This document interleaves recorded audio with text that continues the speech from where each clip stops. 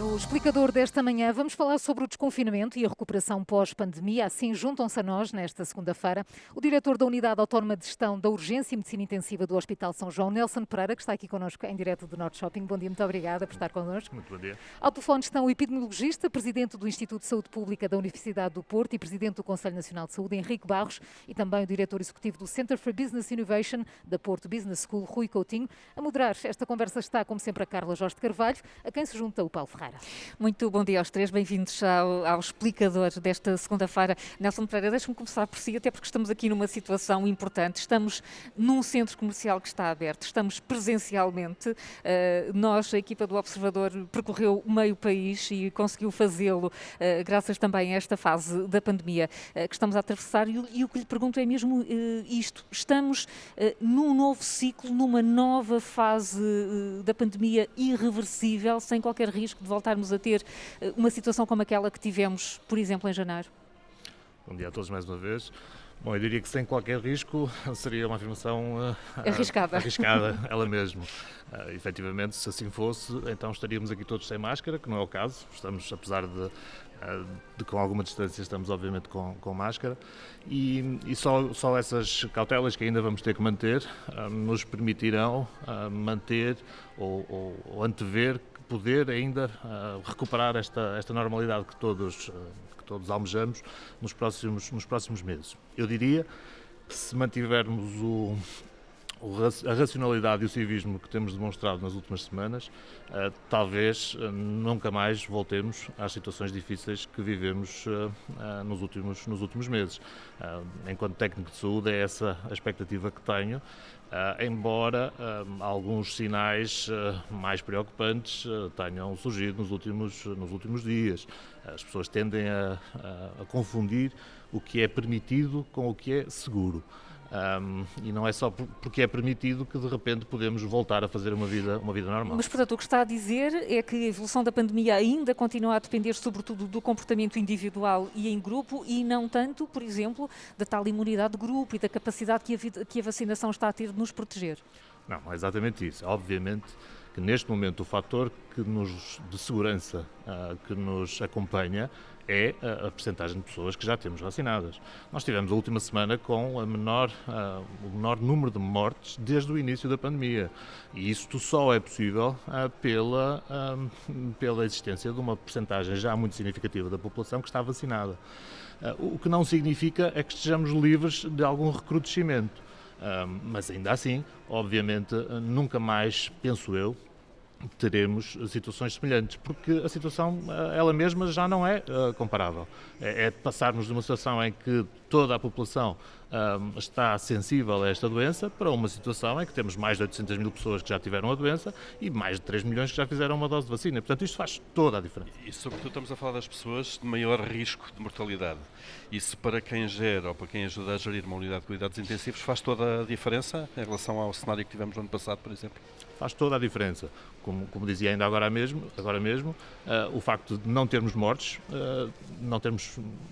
termos a semana com menos mortes desde o início da pandemia, isto é o resultado da vacinação. E a vacinação, como todos sabemos, iniciou-se precisamente pelas pessoas mais vulneráveis. E são estas pessoas mais vulneráveis, as que morrem mais acima dos 80 anos, as que vão mais para cuidados intensivos acima dos 60, as que vão para as nossas enfermarias a partir dos 40. Portanto, são estas que colocam os serviços de saúde sob maior pressão. E, portanto, desse ponto de vista, eu espero, muito sinceramente, que o Serviço Nacional de Saúde não seja colocado à prova, mais nenhuma vez, ao extremo em que foi neste passado ano. Henrique Barros, vamos também chamá-lo aqui este explicador, não está presencialmente, mas está a acompanhar a conversa. Bom dia, bem-vindo. Vamos olhar exatamente para esta fase da pandemia. É efetivamente diferente por estes dois contextos. Já sabemos todos como nos devemos comportar e temos também este escudo novo que é a imunidade trazida quer pela doença, quer pela vacinação. Sim, esse dado é um dado fundamental para perspectivar o que possa acontecer no futuro. Na verdade, podemos, sem grandes otimismos, dizer que metade dos portugueses terão alguma forma de proteção para a generalidade dos vírus que circulam entre nós, porque cerca de 20% terão tido a infecção natural e estão imunizados, e cerca de 30%, um pouco mais ao fim do dia 2, seguramente, já tiveram pelo menos uma injeção com uma primeira dose da vacina. Agora, eu gostava de chamar a atenção para duas coisas que todos nós, como cidadãos, nos devemos interrogar, provavelmente, e pensar onde nos situamos perante elas. Uma é esta ideia um pouco estranha de sermos simultaneamente os melhores e os piores. Se nós olharmos para este ano e pouco de evolução da pandemia internacionalmente e da epidemia em Portugal, verificamos que houve momentos muito próximos com aquele que vimos agora, no fim da primeira vaga, no início do ano que passou, e que Portugal tomou atitudes de contenção e de confinamento muito intenso logo numa fase muito inicial, antes de haver a primeira morte ligada à doença. Nós conseguimos passar muito bem pela essa fase inicial, com um pouco de impacto, e portanto considerávamos os melhores. Depois consideramos os piores e admitimos que isso tinha a ver com a nossa forma de agir, nomeadamente no período do Natal, esquecendo, por exemplo, a relação da infecção com a meteorologia. Agora, a primeira pergunta é essa. Nós não podemos transformar a nossa relação com a doença como uma coisa razoavelmente infantil, como imaginamos, se calhar até mal, a relação com as crianças, que às vezes se portam bem e outras vezes se portam mal. Isto é tudo muito mais complexo e temos que nos perguntar em que medida é que nós conseguimos, digamos assim, fazer confluir as nossas atitudes individuais, que são importantes, as medidas de proteção, com as atitudes sociais, a resposta, nomeadamente, dos serviços de saúde. Porque as pessoas têm a certeza que, se fizermos um questionário à generalidade da população, elas não vão considerar, e até porque já o fizemos, elas não vão considerar que houve momentos de desmando, de descuido e tudo isso. É muito fácil acusar as pessoas. Acho que temos que ter mais cuidado, porque se o fizermos, é quase de certeza a receita própria para um próximo desastre. O segundo ponto é este.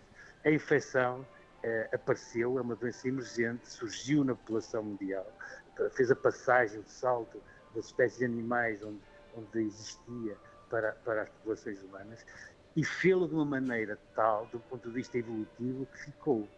Portanto, nós temos que aprender a conviver com uma infecção, que tudo leva a crer, vai ficar entre nós. O que é que isso quer dizer? Quer dizer que não podemos imaginar que ela vai desaparecer, vai como a água do deserto, mas sim que irá reaparecer, seguramente, por exemplo, na próxima época de outono e inverno, onde as infecções respiratórias assumem maior importância. E neste caso concreto, em Portugal, como nos outros países europeus, onde o vírus circula fortemente, convém não esquecer isso, temos pelo menos 10 países na União Europeia onde a incidência a 14 dias é superior a 500 por 100 mil habitantes, e compare-se isto com a portuguesa, que é cerca de 10 vezes mais baixa. O vírus continua a circular, vai continuar a circular, e em Portugal, como nas outras populações europeias, nós vamos assistir ao recrudescimento da infecção, sobretudo nos grupos populacionais não vacinados, ou seja, as pessoas, sobretudo, abaixo dos 30 anos de idade. E, portanto, temos que estar preparados para isto e não olhar para isto como uma espécie de coisa mágica, mas algo a que as nossas estruturas de saúde têm que saber preparar-se para responder convenientemente. Portanto, estamos numa batalha de uma guerra que é muito mais longa ainda, não é, Henrique Barros? Deixe-me ver aqui também do lado da economia e chamar à conversa Rui Coutinho, que é diretor executivo na Porto Business School.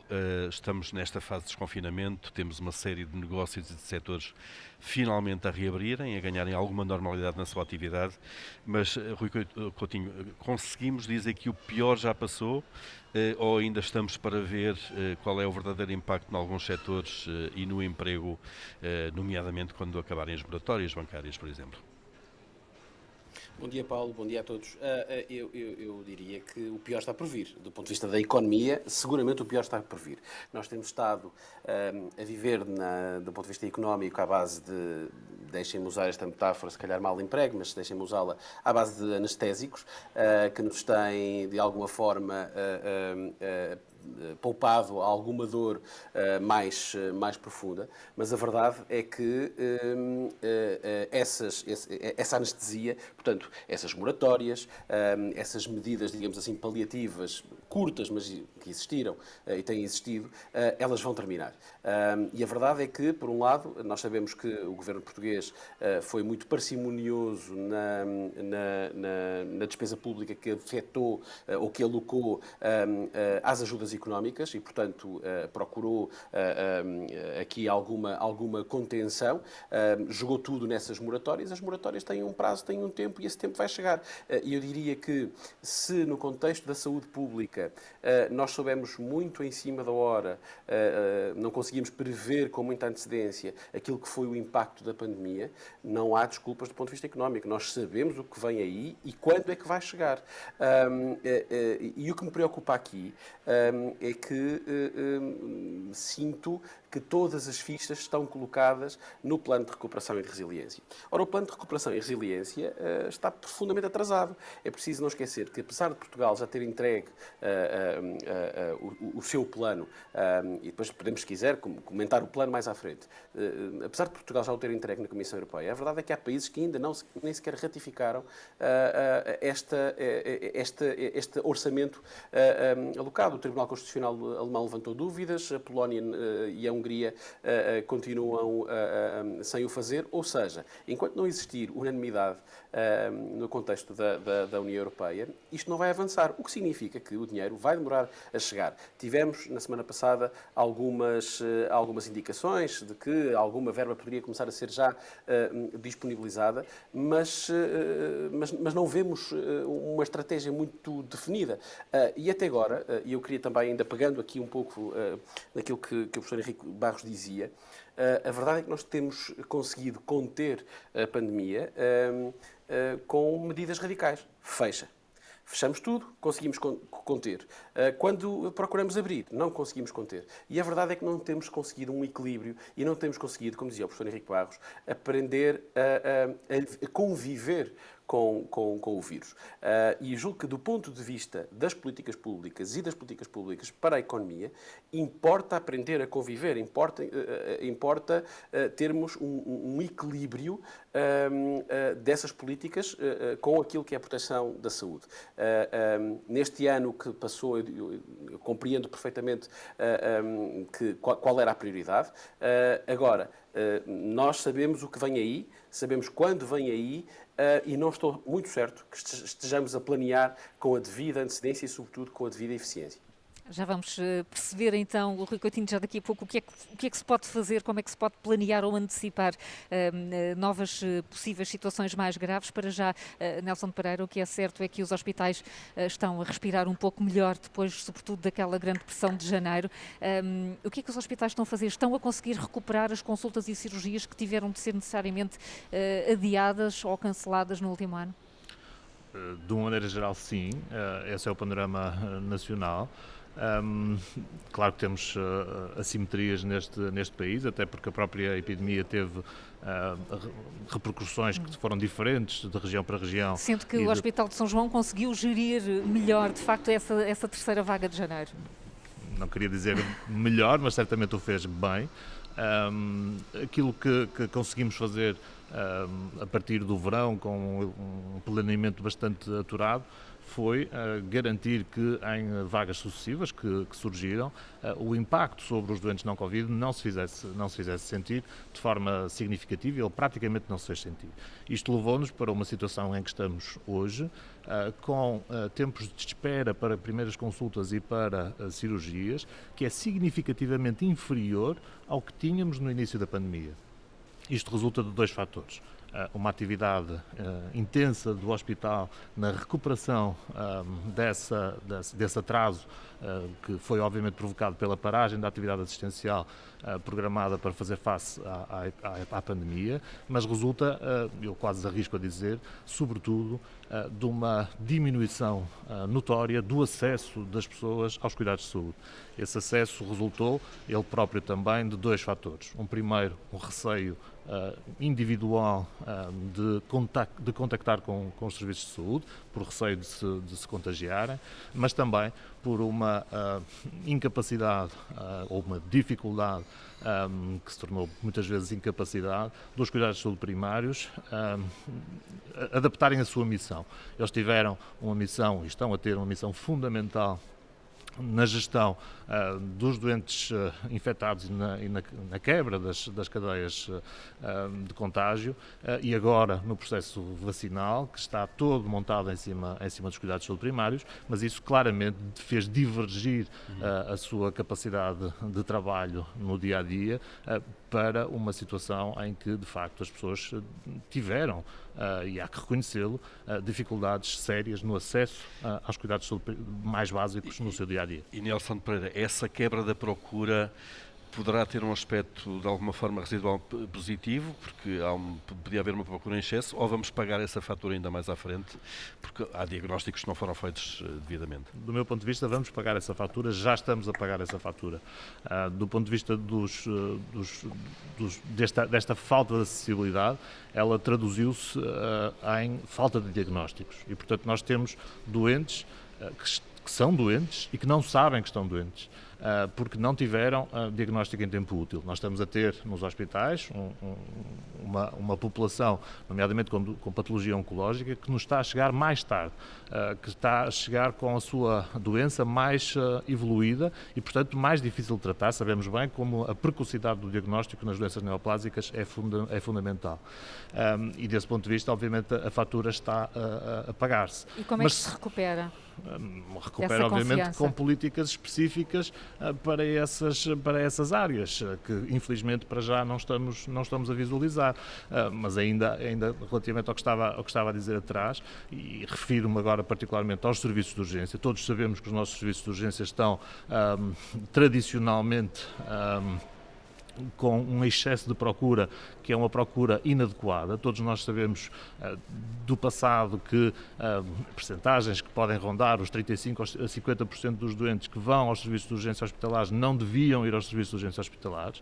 Nós, durante o último ano, fruto da epidemia, houve uma diminuição desses casos nos serviços de urgência, porque efetivamente as pessoas percebiam que, não sendo situações tão graves assim, podiam não ir aos serviços de urgência, até porque tinham algum receio no contexto que vivíamos, mas eu posso-vos dizer que no último mês, no mês de abril, no Hospital de São João, nós já retomamos esta infeliz normalidade, ou esta infeliz normalidade. Significa que no mês de abril nós já tivemos exatamente o mesmo número de doentes a recorrerem aos serviços de urgência e, infelizmente, o mesmo número, a mesma percentagem de doentes com este tipo de patologia que não deviam, de facto, ir ao serviço de urgência.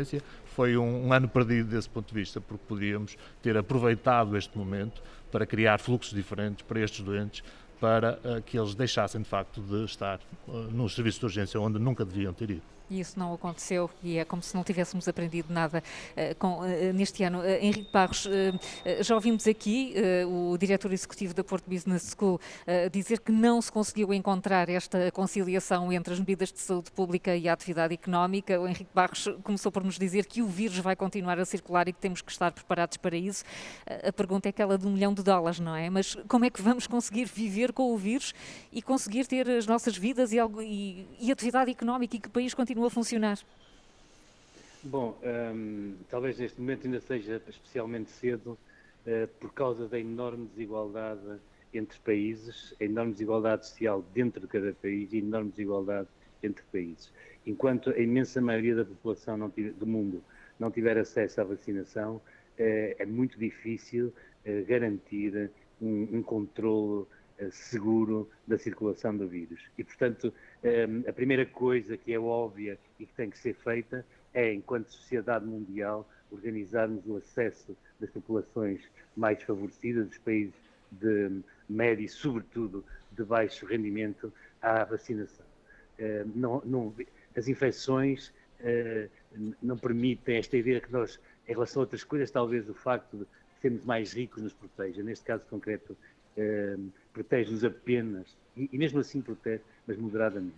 Esse é o primeiro ponto. O segundo ponto é sabermos que temos capacidade, de um ponto de vista científico, de uma resposta muito rápida a eventuais mutações do vírus, à circulação de variantes que ainda não conhecemos, e temos capacidade científica para responder com uma vacina apropriada. E isso é uma segurança enorme com a qual podemos olhar o futuro, porque se quiser, para usar uma analogia que esteve a ser muito presente, embora nem sempre adequadamente utilizada, podemos imaginar que a nossa relação com este coronavírus vai ser semelhante à relação que nós temos com o vírus da gripe e que temos com o vírus da gripe há um século. E, portanto, é possível que algo muito parecido ocorra com esta infecção. Por exemplo, vacinação anual, por exemplo? Por exemplo, exatamente. Há um terceiro... Sobretudo, reparem, cada coorte de crianças que nasce cada ano vai ser um conjunto no mundo de muitos milhões de pessoas suscetíveis. Portanto, se o vírus continuar a circular, nós temos que garantir a proteção. E daí a extrema importância de rapidamente avançarmos para a vacinação dos grupos etários mais jovens.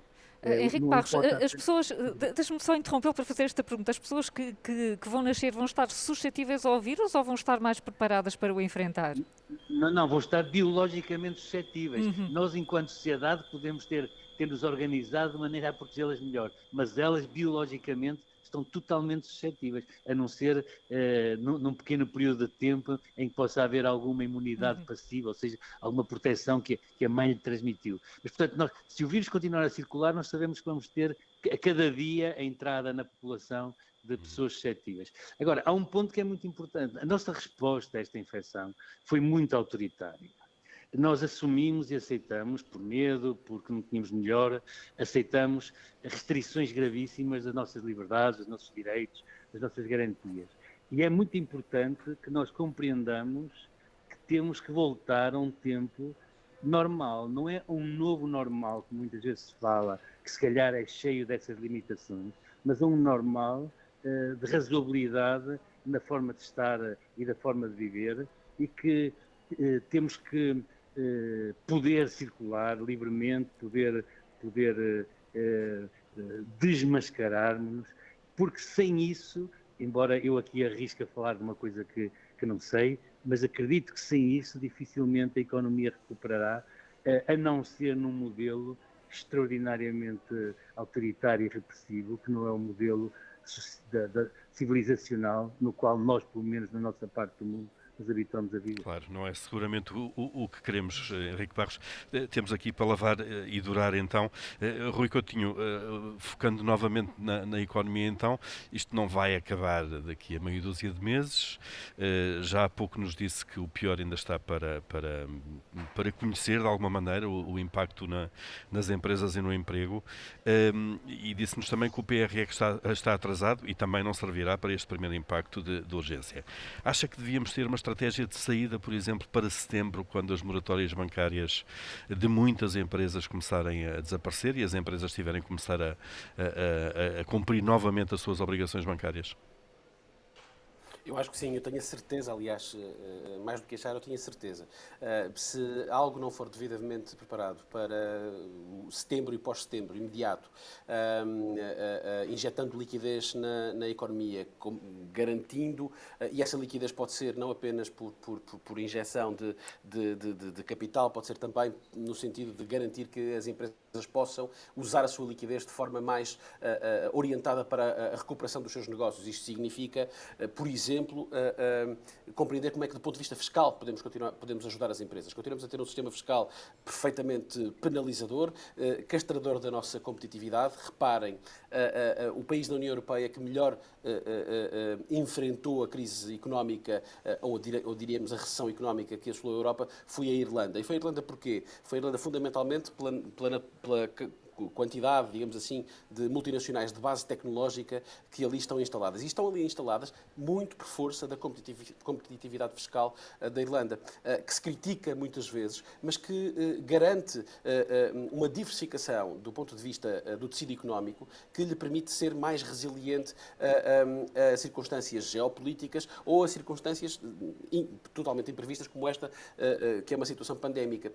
Nós continuamos a ter uma economia muito pouco competitiva, temos um PRR orientado para o curto prazo, mas e que fundamentalmente numa parte substancial da sua capacidade financiará o Estado.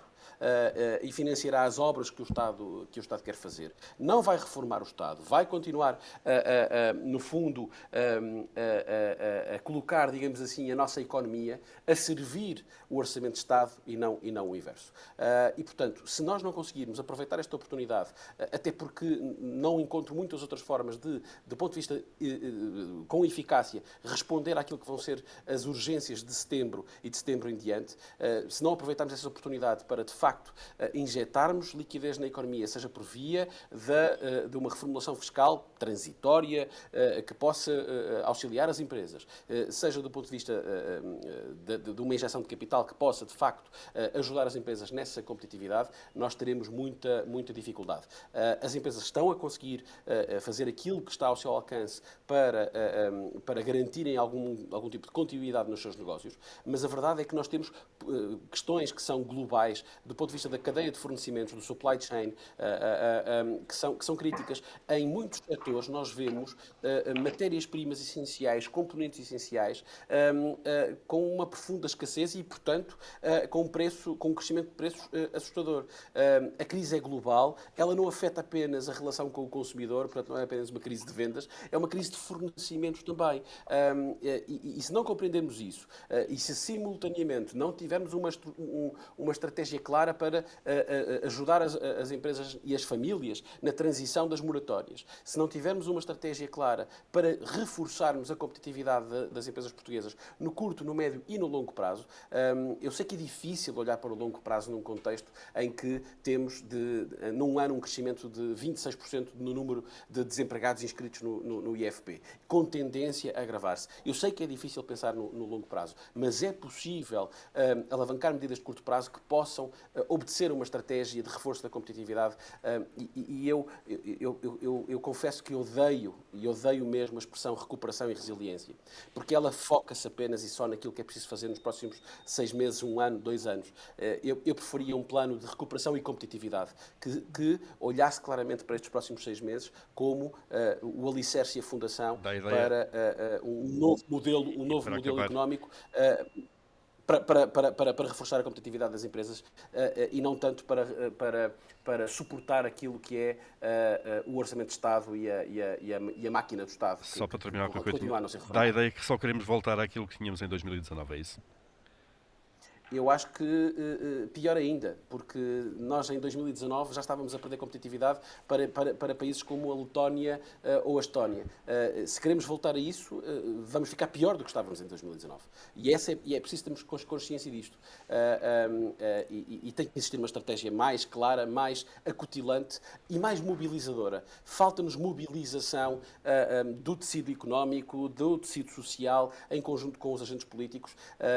As discussões dos últimos tempos que têm divorciado claramente a nossa sociedade da política e da nossa governação, entendida largo senso, também não contribui para isso. Este é um momento de mobilização, não um momento de decisão, mas nós estamos a ver cisões e essas cisões depois têm consequências do ponto de vista das políticas económicas. Repare como se está a voltar, ou parece querer ensaiar voltar a uma espécie de geringonça, e se assim for, eu não sei como é que vamos conseguir ter medidas que reforçam a competitividade das empresas, por exemplo. Vamos ficar atentos. Muito obrigada, Rui Coutinho, pelos recados e pela visão que aqui trouxe o diretor executivo da Porto Business School. Agradeço também ao epidemiologista Henrique Barros e ao diretor da Unidade Autónoma de Gestão da Urgência e Medicina Intensiva do São João, Nelson Pereira. Bom dia, muito obrigada por terem vindo ao Explicador. Muito obrigado. Bom dia.